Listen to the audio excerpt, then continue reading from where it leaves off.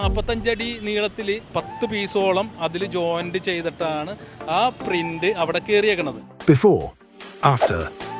പിട്ടാപ്പള്ളി എടപ്പള്ളി ബ്രാഞ്ചിലെ ഒരു ഓണം ബേസ് ആയിട്ട് ലോഞ്ച് ചെയ്ത സാംസങ്ങിന്റെ ഹോർഡിംഗ് ആണ്. അങ്ങോട്ട് നോക്കിക്കഴിഞ്ഞാൽ അറിയാൻ പറ്റും. അപ്പോൾ അതിൽ ചെയ്തേക്കുന്ന മെറ്റീരിയൽ എന്താണ് അതിന്റെ പ്രിന്റ് ക്വാളിറ്റി കാര്യങ്ങളെല്ലാം നമുക്ക് നോക്കാം. എത്രത്തോളം അത് ഹൈറ്റ് നമ്മൾ അവിടെ നോക്കിക്കഴിഞ്ഞപ്പോൾ ഭയങ്കര ചെറുതായിട്ടാണ് നമുക്ക് ഫീൽ ചെയ്തത്. പക്ഷേ ഇതിന്റെ അടുത്തേക്ക് വന്ന് നോക്കുമ്പോൾ നല്ല ഹൈറ്റ് ഉണ്ട്.